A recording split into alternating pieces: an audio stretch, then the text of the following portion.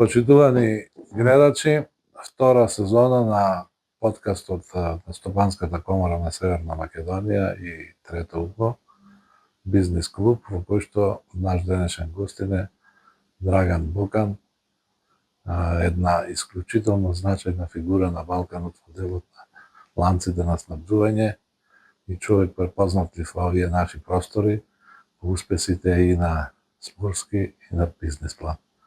Добродошли. Hvala na pozivu i čast mi je danas razgovarati sa vama. Čast je i meni da sednem sa čovekom koji postiže uspehe na sve strane. Vidim 71. godina, rođen ovde iz Crne Gore. Crna Gora je država koja je s nama, sa Makedonijom bliska, koja nema otvorenih pitanja i sa kojom radimo stvarno stvari koje su ovako pozitivne u odnosu na sve ostalo što se dešava na balkanskim prostorima. Kada sam razgovarao sa ljudima, koja je prva postava ekipe najboljeg biznismena, neizostavno nabrajaju vas. Pored Atlantik grupe, pored NLB-a, pokraj Roto iz Slovenije, pokraj Delta iz Beograda, pored drugih svih tih velikih kompanija, voli je nešto što ovako ostaje zapamćeno u memoriji ljudi. Kako ste uspeli u tome? Hvala vam na pitanju. Zadovoljstvo mi je sa vama danas razgovarati. Hvala vam. Mislim da dolazim sa najmanjeg tržišta kad je u pitanju Zapadni Balkan i da je meni možda i najteže i raditi na ovakvom malom tržištu. Najmanji market i mislim da smo zaista hendikepirani što se tiče malog tržišta. Mnogo je lakše svim ovim ljudima i grupama koje ste nabrojili, a čast mi je velika ako zaista ja zaslužujem da budem u grupi NLB-a, Atlantik grupe, Delte, gospodina Tedesko, gospodina Miškovića, koji su moji lični prijatelji, koji su moji poslovni partneri i od kojih ja zaista učim velike stvari. To je 100% tačno. Jeste, hvala i njima i vama, ali sam ipak, moram kazati, da smo napravili ozbiljan iskorak kad je u pitanju tržište, kad je u pitanju disciplina poslovanja, kad je u pitanju sve ono što čini voli to što jeste, a to je da smo skup mladih ljudi, iskusnih ljudi i mladih ljudi i ljudi koji imaju, kako bi se reklo, srednji nivo godina. Imamo i par ljudi koji su preko 60 godina, koji nam puno znači njegovo iskustvo i ovo nije samo moj uspjeh, nego uspjeh i mojih prvih saradnika, menadžmenta, borda, ovo je uspjeh i Evropske banke koja je partner, koja je u equity, u volija i ovo je uspjeh svakog zaposlenog, ima nas oko 2500. Ko voli, nek izvoli. Ko voli, nek izvoli. Ko je smislio to? Voli vas voli. A ko je nije ko voli, nek izvoli, ali naše ime potiče, ja kao 18-godišnjak počeo sam da radim u firmi Primorka iz Bara. Poznata firma, uspješna firma koja je bila pod vodstvom GM-a tada gospodina Vlahovića, koji je pravio velike rezultate i u dijelu proizvodnje, i u dijelu trgovine, i u dijelu uvoza roba. Mnogo je značila za održavanje snabdijevanja crnogorskog tržišta u periodima 90. godina, prije Voli Trade i moje kompanije, koja je u tim teškim godinama rata za sve nas u regionu ipak mnogo značila kad je u pitanju snabdijevanje crnogorskog tržišta i kad je u pitanju kvalitet snabdijevanja isto. A to je da smo pod organizacijom Primorke iz Bara i gospodina Vlahovića došli u situaciju da možemo i da probijemo i tržište tada opterećeno sa sankcijama i održala se ta maloprodajna mreža u kojoj sam ja učio prve trgovačke. Da provjerimo nekoliko fakti. Jedan moj prijatelj Grk iz Grčke pustio je sina da studira na London School of Economy, onda ga je vodio da uči jezike po balkanskim zemljama jer su imali operacije tamo. I stalno kad su dolazili u Skopje, ja sam bio direktor hotela Aleksandar Palace, to je naš prvi hotel sa 5 zvezdice, ručali smo zajedno. Stari je posle par godina otišao da ore nebesne njive i pitam ja njegovog mladog naslednika šta ti je rekao pre smrti. Kaže, nemoj nikad da napustiš trgovinu. Onda će biti i kad svi ostali poslovi stanu. Je li tačno? Mislim da je to rečeno iz iskustva. Prvi put čujem za tu priču. To je dobro iskustvo i to je rezultat iskusnog čovjeka. To je rezultat uspješnog čovjeka i to je rezultat analize kompletne privrede. Mislim da je trgovina ne samo profitabilna za ljude koji znaju. Trgovina je možda i centralna priča ekonomije. Tako je. I to je nešto što zaista ovako prvi put imam ovakav intervju sa vama. Hvala vam da možemo o ovim stvarima pričati. Uvijek su neke teme, aktuelne i dileme i tako dalje. Ovo je razgovor iskustva i hvala vam. Oduševljen sam sa ovim pitanjima koje vi meni danas postavljate. Drugo pitanje, dugo sam u komori, ja 21 godinu. 21, vidim da imate puno iskustva. Na dobrovoljnoj osnovi. Tako, na dobrovoljnoj, to je najljepša stvar.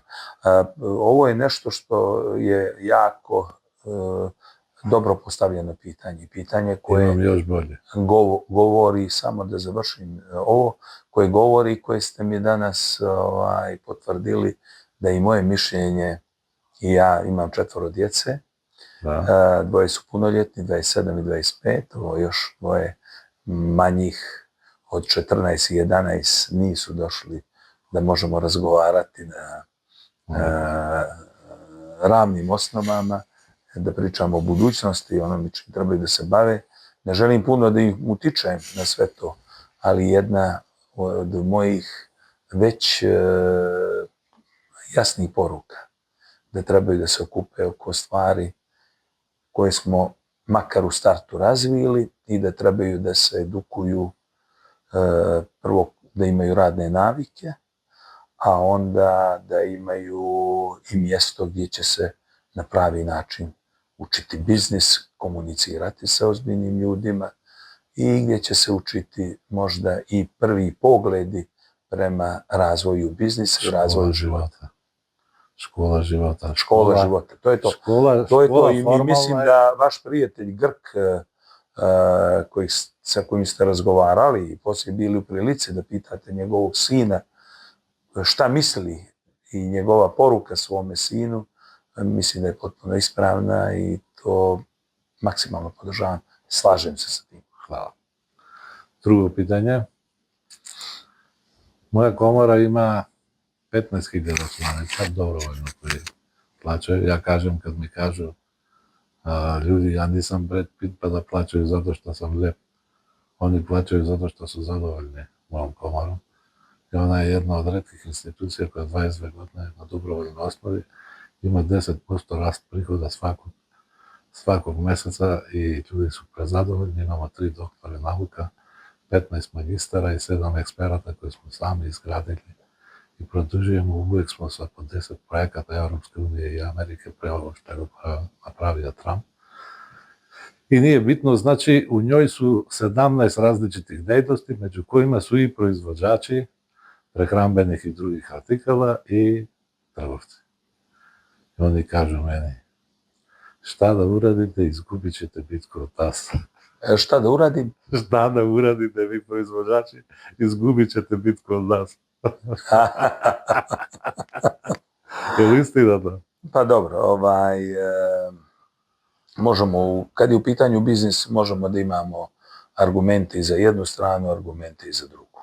Niko došao nije u biznis što nije imao neku određenu viziju i niko nije ušao u biznis ko nije želio da zaradi. Tako je. Tako da o tih stvarima ja nemam preciziran odgovor, osim odgovor bi mi bio da svi mi koji smo u biznisu, da li je to poljoprivredna proizvodnja, da li je to uopšte proizvodnja hrane, da li je to trgovina, da li je to industrija, da li je to prerada drveta, da li je to turizam. Svi smo ušli kroz neki poziv za koji osjećamo da smo mu najbliži i da imamo najveće iskustvo. Ovo što ste mi vi rekli, ja da ne zaboravim da prokomentarišem vezano za vaše desetine hiljada članova, za vaš rast prihoda na dobrovoljnoj osnovi. Pa moram kazati da se već poslije 15 minuta razgovora sa vama i ne iznenađujem, jer bilo je mnogo predsjednika privrednih komora u regionu. Vidim da ste drugačiji od drugih. Vidim da pristupate ovome sasvim s jedne druge tačke posmatranja ekonomije. Nikad nisam bio na nijednom sastanku udruženja, a ima ih 17. Nikad. Nikada, jel? Sve su samostalni. Ja sam samo da pomognem tako mogu. Da, super.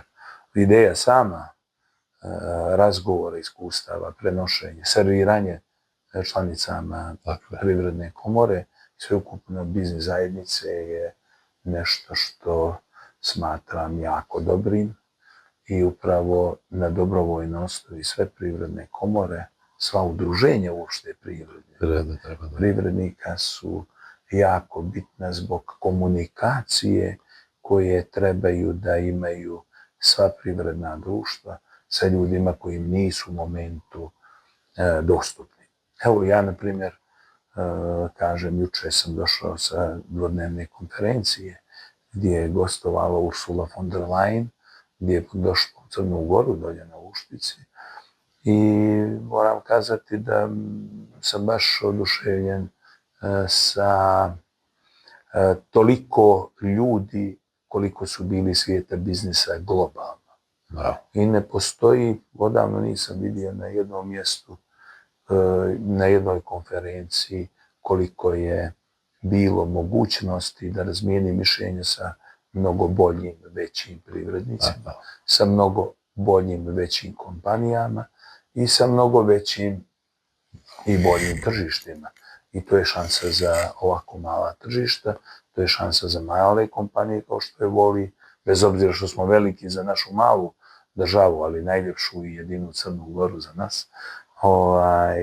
Bitno je da komuniciramo, bitno je da imamo informacije i bitno je da imamo snagu, a i želju, a i finansijske uslove da možemo da te stvari brzo primijenimo na naše tržište. Pratio sam sednicu pre 10 godina parlamenta Evropskog u Strasburu i nastupa Catherine Ashton, bila je evrokomesarica za vanjsku politiku. I ona priča da je prošla 17.000 km dok je bila komesarica u tih 4 godine. I ustaje jedan britanski poslanik i kaže: evo od mene još 17.000 za novi mandat, ali u jednom pravcu. Da. Samo nemojte se vraćati. Birokratija i biznis. Naša ocenka sljedeća. Ja želim da pitam iskusnog čovjeka kao vas da li je tačno. Imamo 3 stvari u ovom trenutku koji nismo razrešili posle 30 godina. Prva, odnos kapitala i rada. Radnici misle da premalo primaju, a работодавci da previše daju.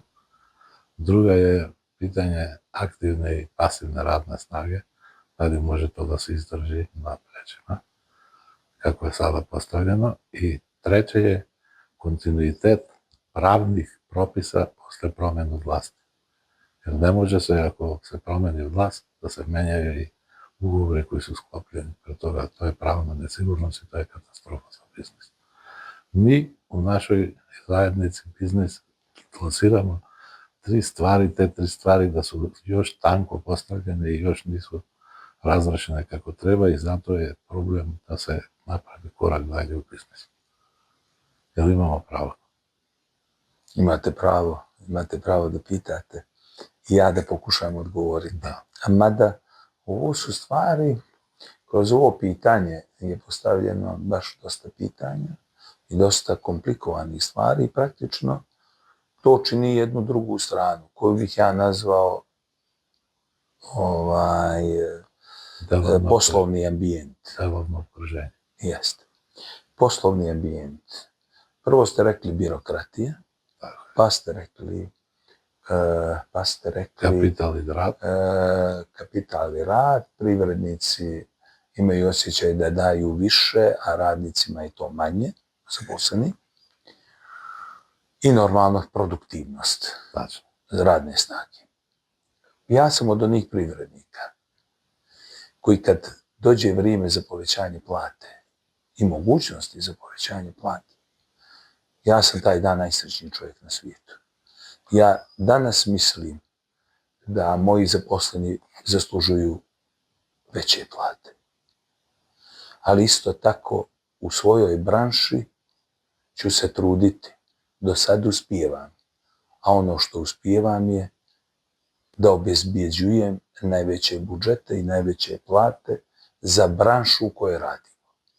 I u Crnoj Gori svaki zaposleni u Voliju ima najveće lične dohotke u Crnoj Gori. I srećan sam zbog toga. U trgovini. Ali, s druge strane, u svim branšama, od računovodstva, menadžmenta, financija, marketinga, IT-a, iz pravne službe, računovodstva, kontrole, operative, vođenja maloprodajnih objekata, vođenja distribucije, vođenja logistike. Sve u Crnoj Gori ne postoji da ima u nekoj drugoj firmi veća plata. I ja sam srećan zbog toga. I težim da sutra imaju više. Ne žalim se i u ovom trenutku smatram da moji zaposleni zaslužuju više. Ali to određuje tržište. To određuje adresa gdje mi obavljamo djelatnost. Ono što je jako bitno prokomentarisati, da je ovo i dalje Zapadni Balkan. Ovo je i dalje dio Balkana gdje je naša država, tako reći, tržište. Transitno. Mi smo i dalje u tranziciji. Sve do ulaska u Evropsku uniju. Mi smo društvo u tranziciji. Mi i dalje imamo velikih problema. I ljudi, poput mene, poput mojih kolega iz biznisa, imamo zaista veliki problem. A to je, imam osjećaj dosta dana da mi je ograničeno kretanje. Malo. Da, zašto? Zato što smatram da moram da vodim računa mnogo više nego što na to imaju pravo obični građani, odnosno da se tako ne izražavam, nego kažem ostatak stanovništva u Crnoj Gori. Zašto? Zato što se od mene očekuje da ja razvijam ovaj biznis. Jer kad razgovaram sa svojim zaposlenim, ja uvijek kažem, nije lako pronaći kompaniju i poslodavca koji će vam u kontinuitetu isplaćivati lične dohotke. Ajde, može se naći i poslodavci koji će redovno isplaćivati lične dohotke.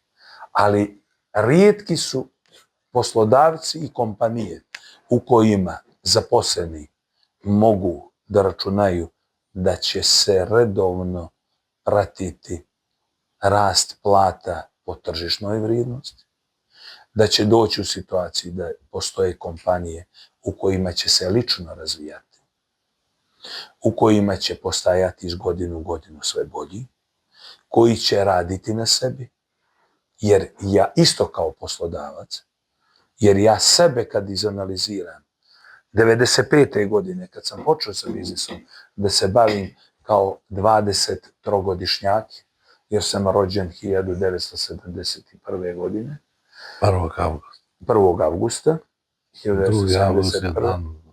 Ilindan, na makedonski Ilindan, ili kod nas Ilindan. Tako je. Možda sam ja trebao da se zovem Ili, ali pošto imam starijeg brata koji je IT menadžer u firmi, glavni, on je rođen prije mene 10 mjeseci i dobio ime Ilije po džetu. Tako da bih ja vjerovatno nosio ime Ilije da mi smo imali već u porodici Iliju. IT inženjer je kao da igra bekovsku poziciju. On je dobar fudbaler, a još bolji inženjer. Je selektor, odnosno mislim da je jedan od najboljih IT menadžera u Crnoj Gori. I moram vam kazati da sam jako ponosan što smo se i jedan i drugi, bez obzira nije mi rođeni brat, ali je brat od strica i jedan i drugi u Crnoj Gori se kažu, jako imamo jedan i drugi brat, imamo sestre, da smo jedinci, to je malo,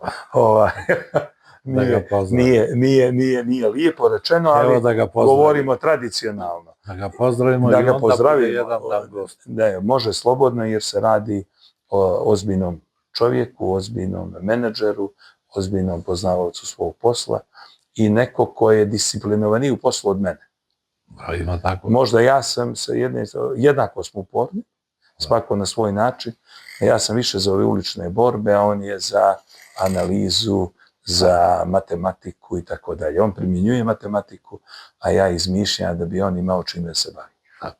Da se vratim samo na ovo što se tiče ličnih dohodaka, što se tiče produktivnosti. Produktivnosti, to je vrlo značajno. Moram da vam kažem, gdje je ponuda veća od potražnje radne snage, tu je produktivnost veća.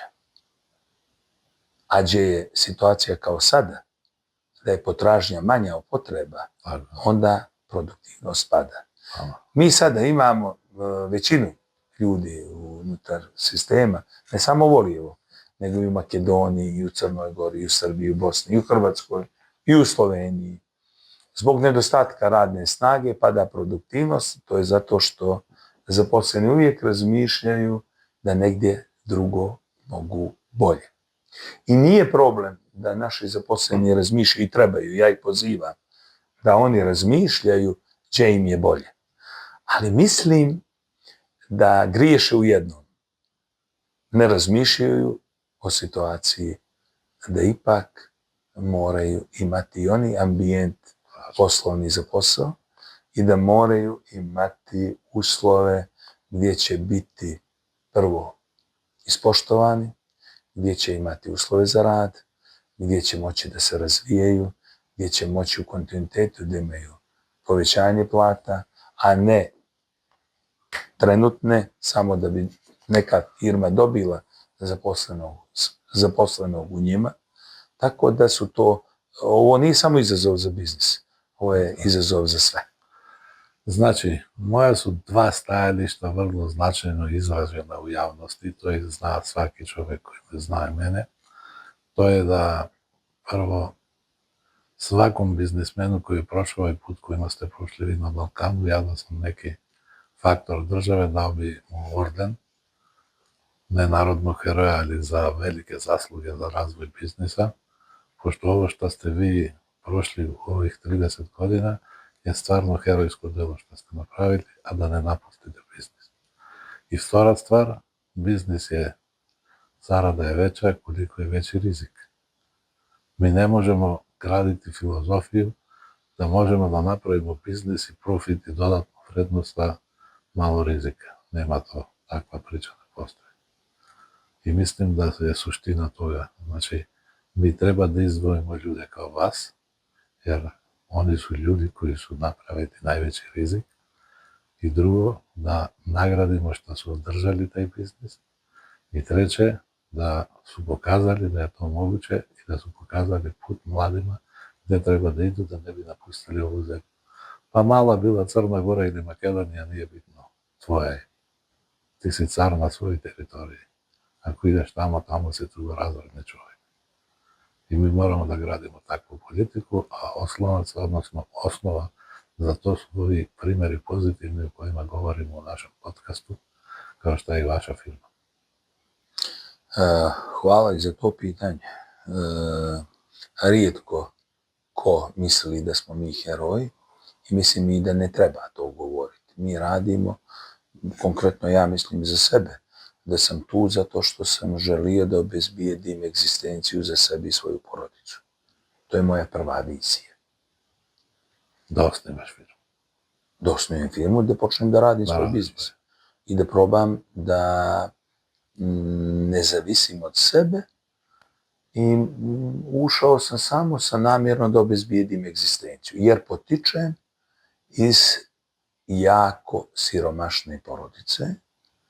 Do svoje 14. godine, koja želi, mislim da bi mogao u par rečenica kazati, do svoje 14. godine sam živio na selu. Od 11 godina ostajem bez oca, imam 3 sestre koje su starije od mene. I ja ostajem sa majkom na selu i želja mi je bila sve u životu. Znate, kad se desi da nešto želite, ili da idete na utakmicu, ili da vozite neki dobar auto, ili da posjetite nešto, ili da gledate neki film, ili da posjetite neke prirodne ljepote, ili da prošetate, svako ima svoj... Da se obučete to. Molim? Da se ili garderoba i svako ima svoj. Moram vam kazati jednu stvar. Ja sam željan bio svega. Ja sam želio normalni život. Hvala te poznajem. Jeste. I to je bilo jako možda i odlučujuće, ali postoji puno ljudi koji to žele. Ja sam krenuo da probam da li mogu nešto sam uraditi.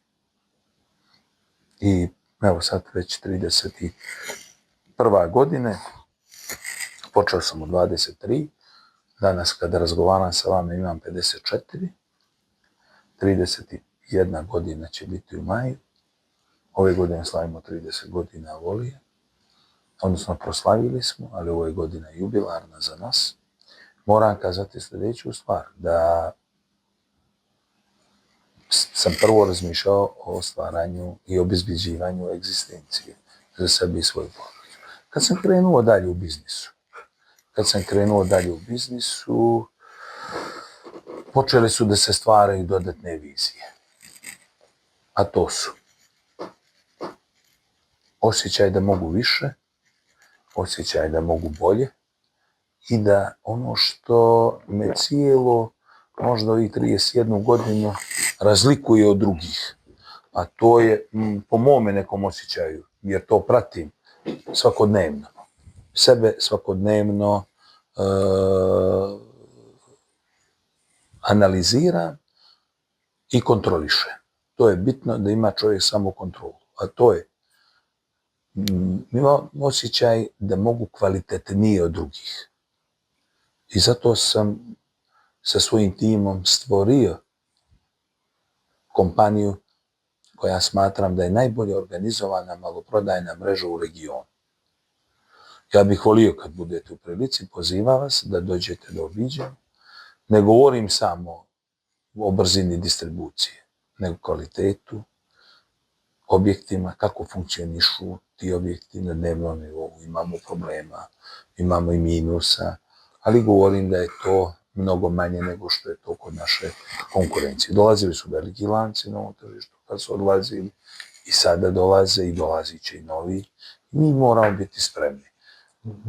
Spremni ćemo biti isključivo ako budemo kvalitetno radili svoj posao.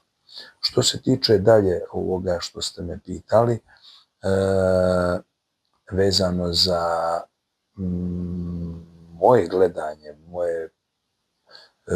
moju viziju, moj pogled na sve to iz perspektive, nisam razmišljao i to me je spasilo u životu. Ne. Koliko ću da napravim u životu. Koliko trebam da odradim, koliko ćemo imati prometa, koliko će biti profita. To mi nije bitno. Moja parola je sljedeća. Ja ću raditi, neću razmišljati o novcu,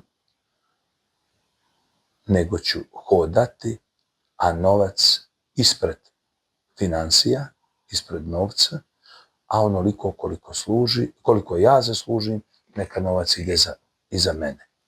Neću žuriti za novcem, nego ću ostavljati novac iza sebe. Mene je prioritet i siguran sam uspjeh. Ako ja radim kako trebam, ako firma radi kako treba, ako se razvija, ako imamo dobre odluke kad je vizija u pitanju, sigurno će taj rezultat doći. Kakav auto vozi Dragan Bokan? Dragan Bokan vozi uvijek i prije, a od 2011. smo ekskluzivni distributeri BMW-a za Crnu Goru i Minu. Vozim BMW, jedan službeni i jedan privatni. Da dođeš u Ohridu kod mene, izrađuju se najbolji menjači, elektronski uredi za menjače BMW-a. Jeste. BMW je zaista, što se tiče i tehnologije i svega, broj jedan brand. Za mene najbolji, najljepši. I da ne radim BMW, vozio bih BMW, jer sam BMW vozio i prije. Prve prilike, to je davne 97. 8. godine, sam kupio BMW i poslije toga, kao uspješni privrednik, došao u priliku da dobijem interesovanje i BMW brenda i gospodina Miškovića koji ima distributerstvo u Srbiji, koji ima distributerstvo za cijeli region, da budemo partneri u ovom poslu. Srećan sam zbog toga, 20 ili 30 automobila novih se prodavalo u Crnoj Gori, a sada smo došli da imamo najbolji servis, najbolju uslugu i da prodajemo preko 200 jedinica BMW-a u Crnoj Gori. Siguran sam da imamo najbolje parametre u Evropi po broju stanovnika u odnosu na promet BMW brenda. Znaš zašto sam vas pitao? Molim? Znate zašto sam vas pitao to? Izvolite. I onda da završim. I zbog toga mi je i obaveza da vozim BMW, ali svakako da vozim. 90. godine ja sam bio predsjednik omladine Jugoslavije sad. I vraćam se u privredi. I prvi sastanak imam sa jednim našim partnerom iz Nemačke, Lee Blaum se zove. On mi je 2,5 sata na ručku pričao o njegovoj teškoj odluci da posle 17 godina iz Mercedesa pređe na BMW. Ja ga gledam i ne mogu da verujem. Koliko je ta teška odluka i to stalno ponavljam. Kad ljudi dođu, šta priča moja žena, kaže moja žena, kako izgleda na zapadu, kad ne treba da preduzmeš ništa, da završiš posao u administraciju u bolnici. Da. Koliko je to jednostavno. A kod nas je komplicirana situacija da se pripremaš terenski, treba da... Znači ovako, što se tiče toga, ako sam dobio priliku da mogu da biram i da sebi priuštim nešto što volim i što mi odgovara, to je bio BMW, ali s druge strane sad mi se pretvorio da je to i biznis. Znači imamo dobru, profitabilnu firmu, Voli Motors i ponosan sam saradnju i sa Deltom i sa BMW-om. A s druge strane, konkretno, to je biznis koji ne dobijaju kompanije, nego dobijaju pojedinci. Tako da možda je i to odgovor na ono vaše postavljeno prvo pitanje da sam u društvu i gospodina Miškovića. Mišković je to lično dobio za Srbiju, odnosno u Srbiju, na ime, a ja kad je Crna Gora u pitanju. Svaka čast. Gospodin Mišković je i predstavnik za Johnny Walker. Bio sam na neku proslavu u Beogradu. Mišković je predstavnik za mnogo brendova. Mišković je stvorio mnoge brendove. Zaista sam srećan što ga mogu nazvati mojim ličnim prijateljem i čovjekom od koga sam puno učio, čovjekom koji je napravio možda i najbolji menadžment u regionu i na taj način on funkcioniše kroz ozbiljan sistem. Jako mi se sviđa njegova poruka svim privrednicima i kroz knjigu, ali i kroz intervjue i kroz lične razgovore. Kad kaže, kad pođem kod njega, kad razgovaramo i kad dosta puta žučno razgovaramo o biznisu. Ali je to tako produktivni razgovori da uvijek izađem iz njegovog kabineta, iz zgrade Delte sa mnogo boljom vizijom i to su uspješni ljudi. I kad on kaže, okrene se, evo pogledajte gospodine Bokan, ima li jedan papir na mom stolu? Nema. Da li vi vidite neki računar na mom stolu? Nema. Ne, da ne vidite nešto što nema. Ja upravljam, ja sam čovjek koji znam koji su najbolji ljudi, da ih okupim i da im dam pravce i da ih stavim u funkciji. Tako da je to jedna ozbiljna poruka. Tako je. Znači, on je čovjek, evo koristim priliku javno da mu se zahvalim, koji je prvi 2005. godine podržao moju komoru, došao iz Beograda na donatorsku konferenciju u Skoplje, samo zbog toga. To meni nije iznenađenje. Miroslav Mišković je to. Došao želi da podrži. Miroslav Mišković ne čeka da ga prijatelji i kolege zovnu kad treba i kad im je teško. On sam to prepozna i zove. Ja sam jedan od svjedoka da je to tačno. Tako da, evo i ovaj razgovor koji vodimo otkriva jedne druge dimenzije, da ne možemo biti samo kritički nastrojeni, da ima ovdje i pozitivnih ljudi, pozitivnih primjera. Ja želim da budem uvijek pozitivan. I pozitivno kritikujem. Kad kritikujem. Pozitivno kritikujem. Želim da svi uspiju. Moja kritika nije zlonamjerna. Moja kritika je dobronamjerna i saopštavam je na taj način. Ima ljudi koji to doživljavaju onako kako treba, dobronamjerno, ima ljudi kojima to smeta, koji su opterećeni samim sobom i mišljenja su da su najpametniji na svijetu. Ja ne mislim tako. Mislim da mi puno toga nedostaje, ali isto sam spreman puno toga da učim u narednom periodu. To je izuzetno lepa stvar da se čuje, naročito u Balkanu, gdje je situacija sasvim drugčija, gdje sujete su iznad svega, gdje ono što... Na ovu temu, mogu li poruku vašim članicama da kažem? Mislim da je najznačajnija stvar, ne pričamo o biznisu, pričamo o životu. A u biznisu, jer biznis ne prašta. Tržište je opasno. Opasno je. Tržište je rizik. Ljulja se. Znači, ja moram samo da kažem, da voli, i ja lično, od kad sam prvi dan u biznisu, nisam učestvovao u privatizacijama, što nije sramota, što nije neposlovno, nego je to pozitivno, ali ja nisam izabrao taj pravac širenja, a jako poštujem ljude koji su učestvovali u privatizacijama i koji su razvili te iste kompanije, tako da ne budem pogrešno shvaćen. I nemam biznis sa državom. To je najbolje. Nikada u životu. I još jednu stvar, a ovo želim kad kažem, oni ljudi koji rade sa državom, također ne da ne zamjeram, nego trebaju da rade. I ja sutra treba da radim sa svojom državom. Zašto? Država treba od mene da dobije najbolje. Ja trebam da pomognem svojoj državi ako radi sa mnom. Siguran sam, oni ljudi koji rade sa državom, da doprinesu svojoj državi, svom društvu, da dobiju najbolje za manji novac. I na taj način pomognu da država može bolje funkcionisati i da bude likvidnija. I da javne financije budu bolje. Ali s druge strane, poruka moja, kogod uđe u biznis, bio mali ili veliki, nema perspektivu ako ne misli da se mijenja, da uči i da sprovodi. Manimo se teorija inovacije se ne uče prije 30 godina. Ono što je bilo na ekonomskom fakultetu ne važi danas.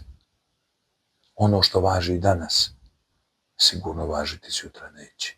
A kamoli za godinu, 2, 5. Tako ja to tako razgovaram. Prvo sa mojim saradnicima. Ja ne volim kad vidim i kad osjetim da moji prvi saradnici se ne razvijaju, da neće da uče. Po grimasama jako mi smeta, znam da to nije dobro, prvo za kompaniju, to mi je najbitnije. Jednako bitno za moju porodicu i za porodicu moga prvoga saradnika. Kad neko ima onaj cinični osmijeh, ja to znam najbolje. Ili to je glupost o čemu vi pričate. To je jako opasno. To govori da tog čovjeka, tog menadžera vrijeme gazi i da on nema ozbiljnu perspektivu. To važi za mene. I za sve. Ja ne smijem da dozvolim da bude muško grlo za razvoj svoje kompanije. I na čelu moje kompanije samo mogu biti do onog trenutka dok budem imao dobar protok informacija, dok budem obezbeđivao uslove za razvoj kompanije i ne budem bio usko grlo gdje će moji saradnici čekati na moj odgovor mjesecima i godinama, nego stvari se moraju rešavati jako brzo. U trenutku. To je moje mišljenje. Košarka, vaša najveća ljubav. Košarka neiscrpna tema. Zašto?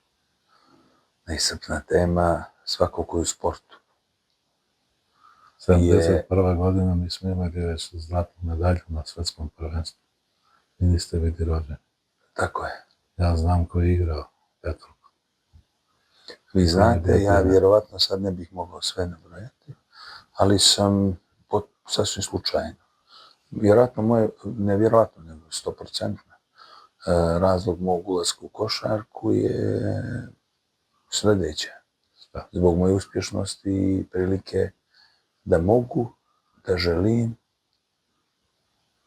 da pomognem sportu, da pomognem košarkaškom klubu budućnost i to što sam društveno odgovoran privrednik i što smo društveno odgovorna kompanija. To je razlog. Dobro, ne može da se zaradi u košarci? Nažalost ne. Ni u ovim velikim? To je moje pitanje koje postavljam ljudima koji vode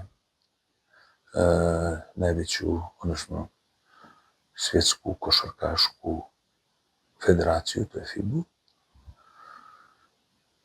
Ako to može fudbal, ne moramo u obimu UEFA i FIFA, ali možemo u okviru i u okvirima FIBA. Znači, ovo je adresa za ovo pitanje FIBA Evrope i FIBA svijet. Od prije par mjeseci sam na poziciji ne samo predsjednika budućnosti, nego i predsjednika Košarkaškog saveza Crne Gore. I svakako, kao što sam rekao u prethodnom dijelu ovog intervjua,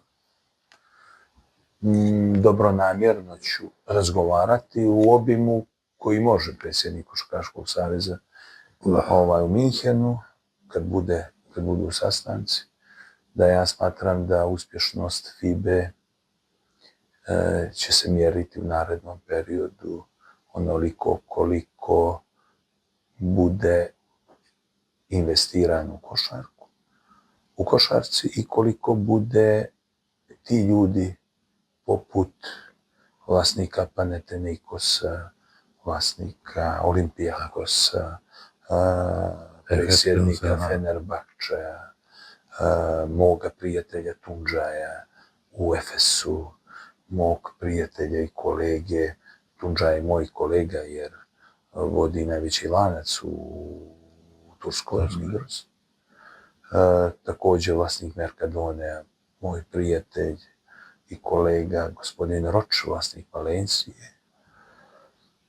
I ljudi koji su zaista i u regionu, gospodin Tedeski koji investira u košarku, mnogo ljudi koji su okruženi oko košarkaškog kluba Budućnost, CDVita Olimpije, Crvene zvijezde, Partizana, moj kolega gospodin Ostoje Mijajlović, gospodin Drčalić, koji vodi sada Zvijezdu, koji ljudi daju svoj novac. Smatram da nećemo imati puno strpljenja da bacamo svoj novac na ovako neorganizovan sport. Znači, ovdje nema povrata, ovdje je samo investicija. I nažalost, strah me da će košarka nastaviti putem da bude zabava za bogate ljude. Mi to ne možemo pratiti, mi toliko nismo bogati da možemo pratiti budžete evroligaša, zato je Budućnost i dio Evrolige koja bi željela kroz Evrokup i kroz ABA ligu da se domogne Evrolige. Nama je to uspjelo 2018. godine, napravili smo najveći uspjeh u istoriji našeg kluba, srećan sam zbog toga i ovom prilikom bih se zahvalio svima nama koji su, pogotovo mojim saradnicima iz privrede, koji su prepoznali moj rad, moju viziju, moju želju. Gdje kupili su se oko plasa? I jeste, oko košarkaškog kluba Budućnost napravili smo bili jedan korektan budžet, ali toliko mali da smo sa 2.780.000 eura osvojili ABA ligu i plasirali se u Evroligu. Tada nije 2018. godine bilo lako napraviti budžet od 6,1 milion eura i igrali smo Evroligu i pobijedili Real, CSKA, Barcelonu, Baskoniju, Darašu, Faku. Tako da smo zaista napravili veliki rezultat. Igramo i dalje značajnu ulogu u evropskoj košarci. Među 25 ili 30 klubova smo u Evropi.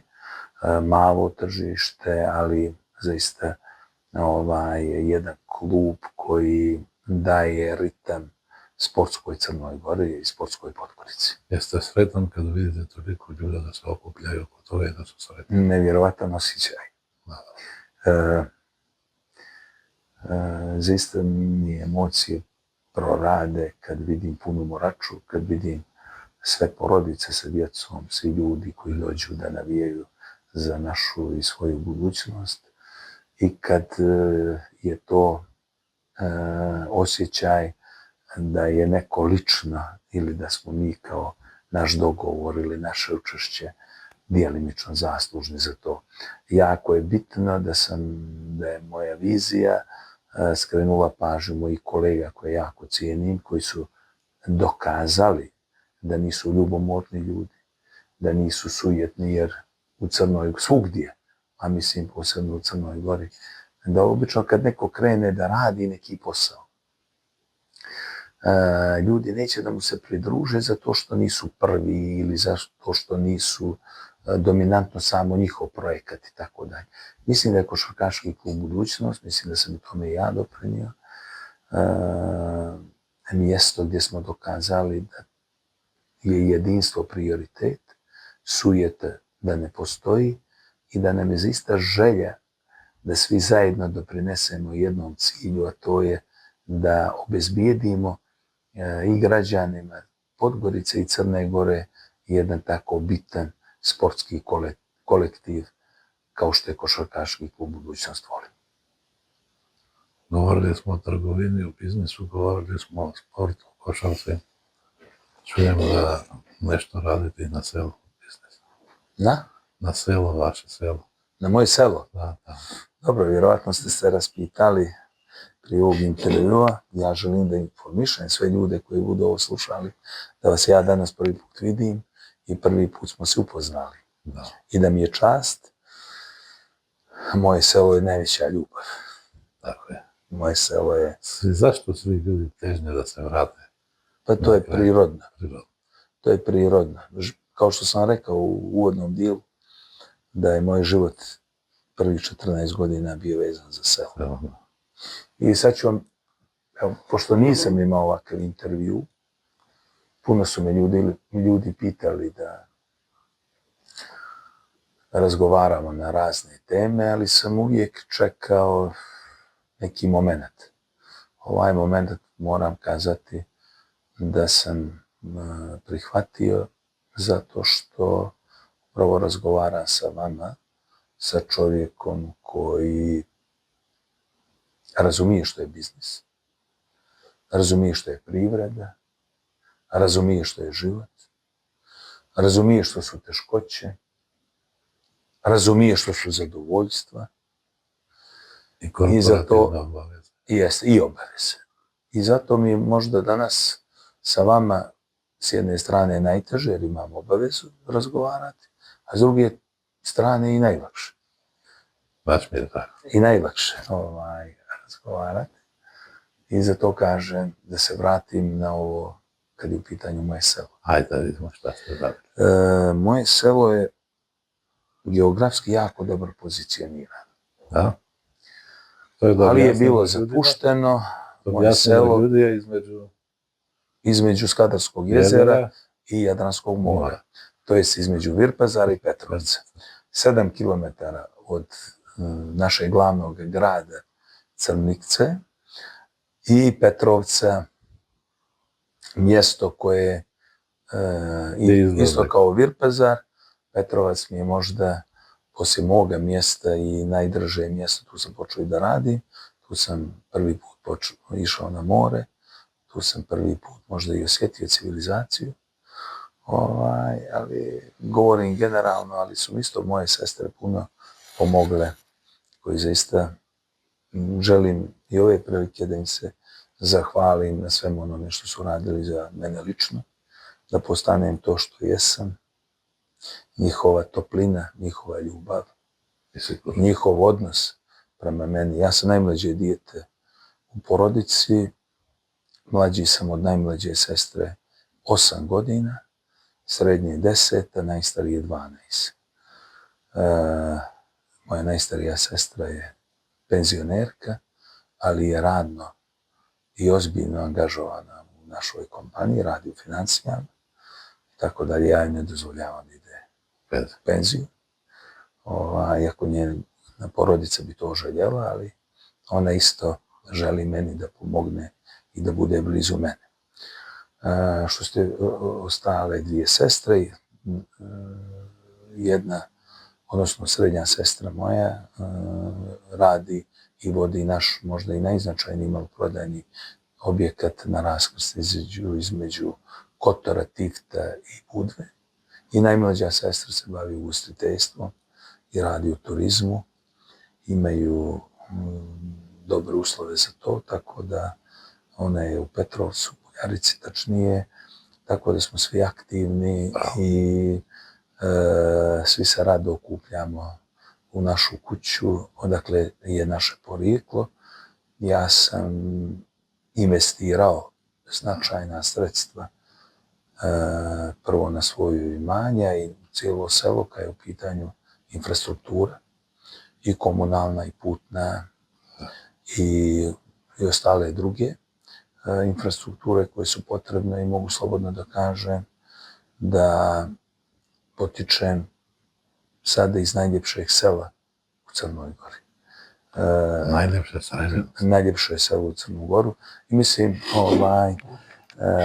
jedino selo, odnosno dio sela koji ima fekalnu kanalizaciju, koji ima sređene atmosfersku kanalizaciju, ne govorim samo za sebe i za svoje kuće, nego i za dio mojih rođaka i srećan sam zbog toga. Napravili smo ozbiljnu infrastrukturu kad su u pitanju komunalne uslovi, tako da komunalna infrastruktura, ali sami osjećaj, to vam moram kazati, vjerojatno ste me pitali da upotpunim ovo vaše pitanje sa mojim odgovorom, a to je da su me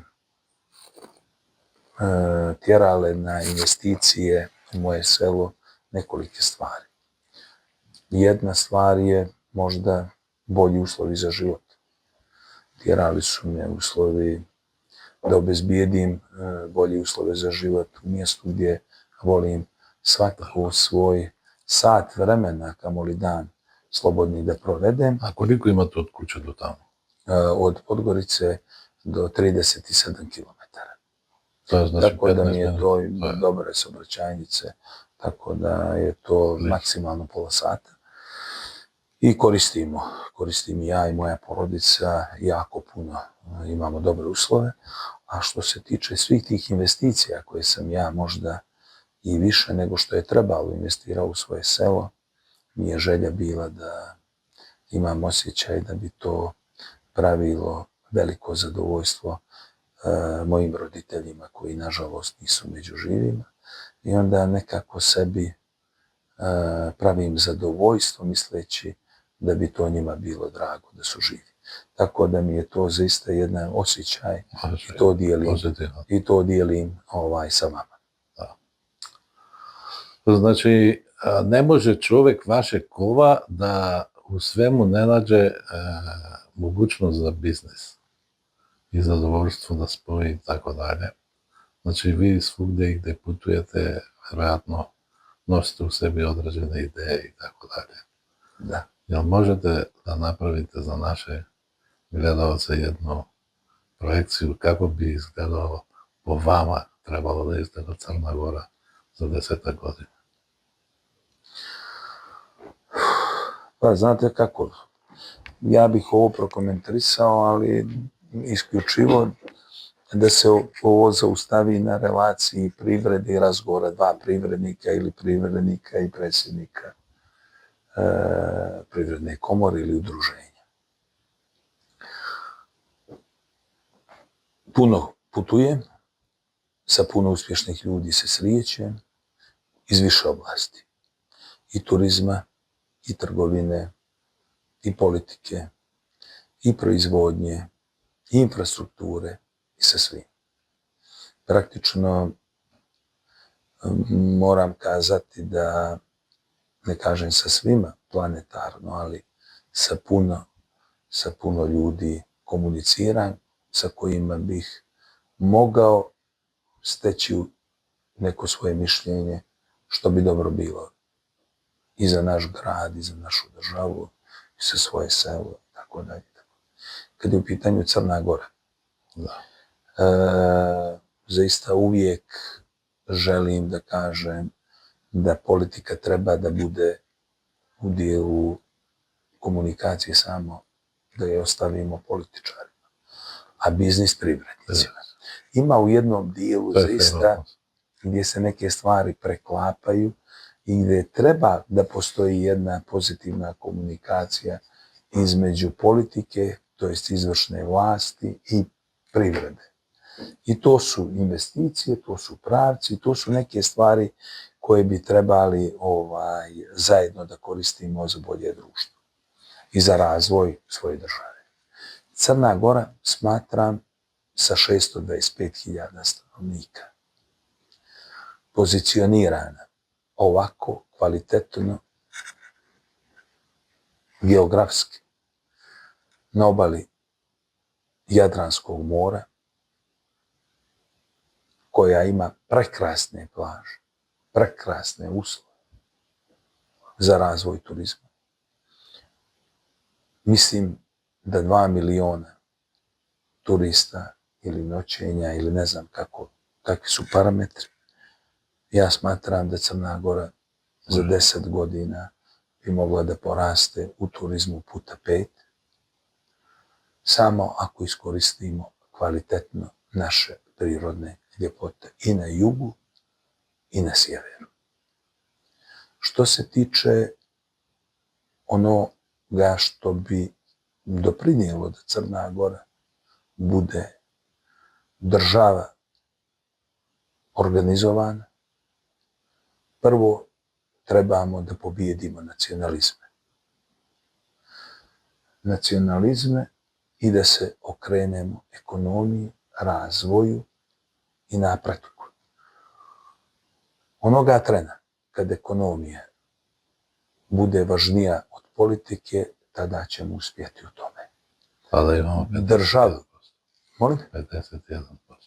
51%, dovoljno. Dok god budemo u prilici da poslovni ambijent zavisi od politike ili poslovni ambijent zavisi od nekih opterećenih stvari iz prošlosti, mislim da nemamo perspektivu. Što prije dođemo na nivou Politika političarima, biznis privrednicima. Politika političarima, biznis privrednicima. Dok god budemo taoci sporednih stvari koji ni čine razvoj društva, imat ćemo problem.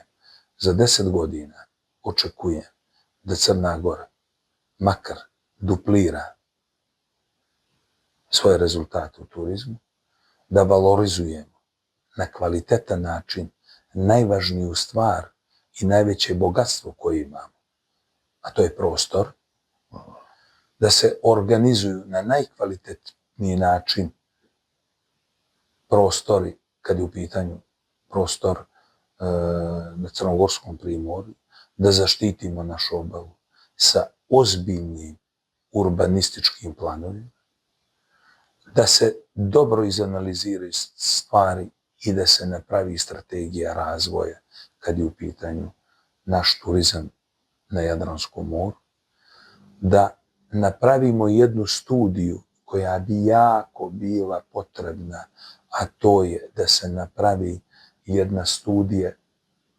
strategije korišćenja Skadarskog jezera, najvećeg jezera na Balkanu, koje može da bude turistička atrakcija u Crnoj Gori. I ono što za sada nije ni najmanje razvijeno, na početku smo, a to su prirodne ljepote na sjeveru. Ono što nam nudi Durmitor, što nam nudi Bjelasnica, što nam nude druge planine u Crnoj Gori, je nešto što se zove ozbiljna perspektiva. Moramo imati prioritete, moramo imati mudrosti da budemo povezani sa najrazvijenijim ekonomijama u svijetu, kako na zapadu, tako na istoku, da koristimo sve mogućnosti u dijelu investicija, da dovedemo najbolje investitore, da kroz investitore dovedemo, da stvorimo mogućnosti da se razvija i domaća ekonomija, da već nekoliko privrednika unutar Crne Gore da ozbiljnije investiraju u Crnu Goru, da ozbiljnije dobiju prostor, da se izvršna vlast pozabavi mnogo jače sa domaćim privrednicima nego što je to slučaj bio do sada, da pokušamo da nove investicije koje će se desiti u Crnoj Gori i koje trebaju da se desi, da budu iskorišćene od strane brendova ili proizvođača ili proizvoda koji će biti 100% iz Crne Gore, a ne da je slučaj kao sada da mi najveće turističke objekte koje gradimo u Crnoj Gori pripremamo da bi ih iskoristili brendovi koji su van Crne Gore. Mislim da to nije dobra strategija, smatram da tu strategiju trebaju da odredi svakako izvršna vlast, vlast koju je narod izabrao, i onu prošlu, i ovu sadašnju, i buduću, da svi zajedno radimo za dobrobit države, da svi zajedno radimo na razvoju crnogorske ekonomije. Siguran sam u perspektivu, siguran sam u mogućnosti kvaliteta proizvodnje zdrave hrane u Crnoj Gori. Siguran sam u to da kroz nove biznis zone možemo razvijati crnogorsku proizvodnju i siguran sam da u Crnoj Gori u nekoliko segmenata možemo da razvijemo proizvodnju upravo zbog geografskog položaja Crne Gore, zbog luke Bar, sve žitarice koje su potrebne, koje su berzanske robe, možemo da nabavljamo preko luke Bar jer nam je dobra infrastruktura i sve to da dođemo u situaciju da crnogorska ekonomija nema ovakav, odnosno da nemamo ovakav deficit, da nemamo samo uvoz pokriven sa izvozom samo 13 do 14%. To su porazni podaci.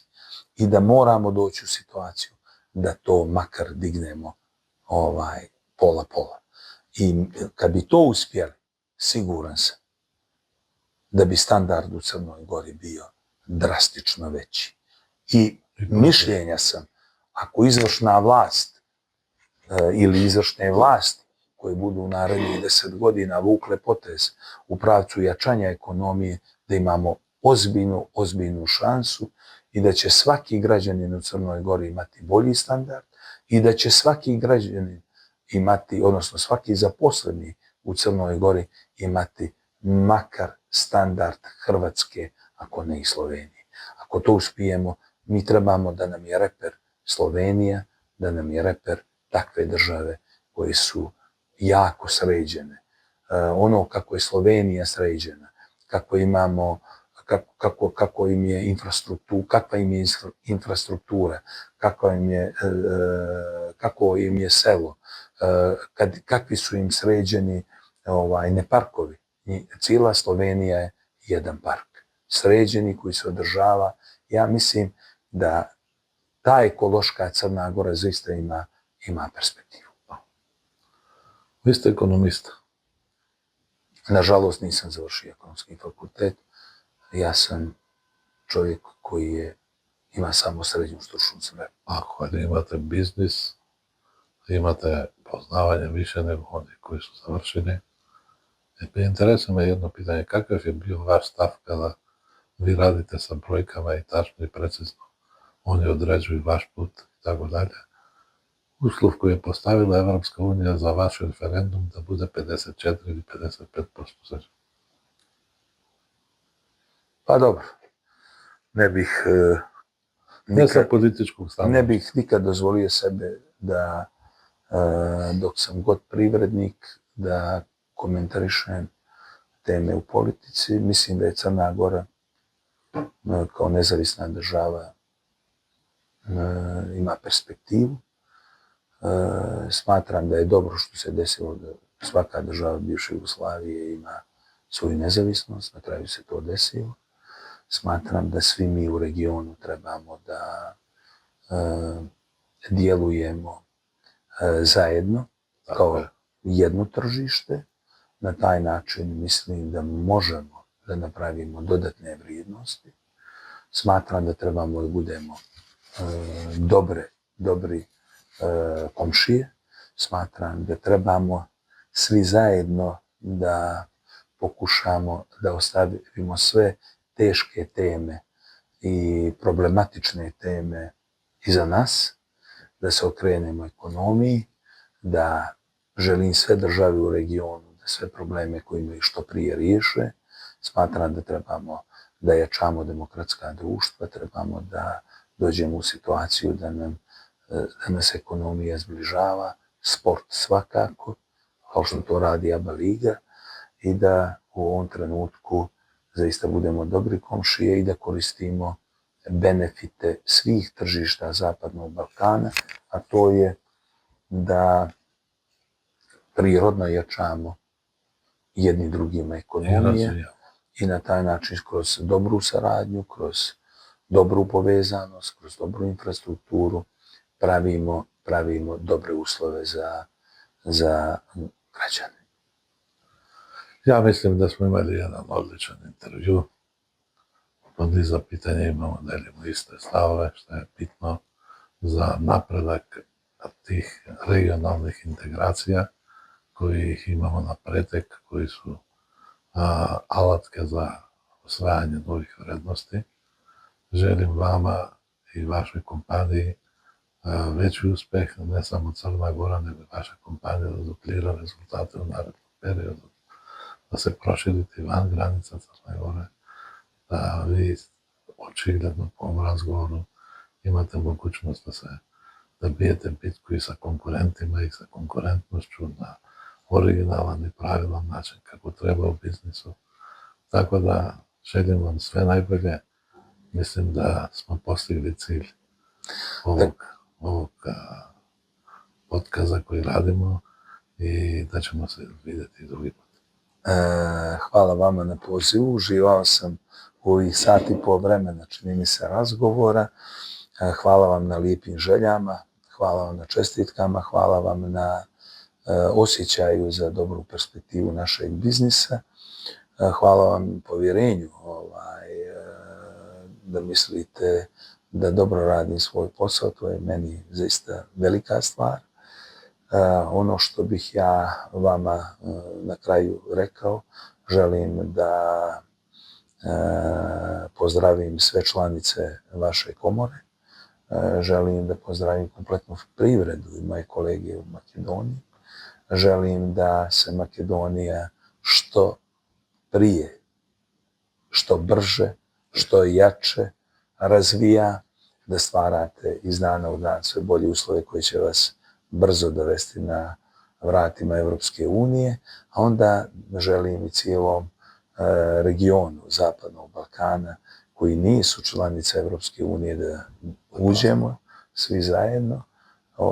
Drago mi je da je Crna Gora prva i drago bi mi bilo da Crna Gora bude ta koja će povući ostali region 2028. da bude članica Evropske unije, da se jača ekonomija, da dobijemo šansu većeg tržišta, da moramo i ozbiljnije voditi biznise i dobit ćemo još veću konkurenciju. Isto tako želim da sve ono po čemu je bogata Makedonija, da iskoristite, da nam proizvodite najbolju hranu, ono što je tradicionalno najbolja u Makedoniji. Jako mi je draga Makedonija, jako volim Makedoniju, imam i moje prijatelje, imam i kumove iz Makedonije, iz Skoplja, iz Radoviša, imamo i pravu kumu koja nam je krstila naše treće dijete i mlađu ćerku, tako da nas puno toga povezuje sa Makedonijom. Mi kao firma sarađujemo puno sa Makedonijom. Želja mi je da, mislim, početkom novembra ću posjetiti Makedoniju i nekoliko privrednika, nekoliko mojih privrednu komoru, javit ću vam se da vidimo što možemo dalje, što možemo bolje, što možete vi preko komore da utičete da pojačate izvoz Crne Gore u Makedoniju. On nije veliki, da vidimo što mi možemo u Crnu Goru uvesti ono što odgovara našem tržištu, što odgovara našoj kompaniji, tako da će biti puno razloga da nastavimo našu komunikaciju i bit će puno razloga da nastavimo dobru i uspješnu saradnju između Crne Gore i Makedonije. Bilo mi je čast i zadovoljstvo. Također i meni. Puno. 103 godine imamo, iduće 104 slavi. Koliko? Komora, 104. 104 godine. Kontinuitet. Čestitam.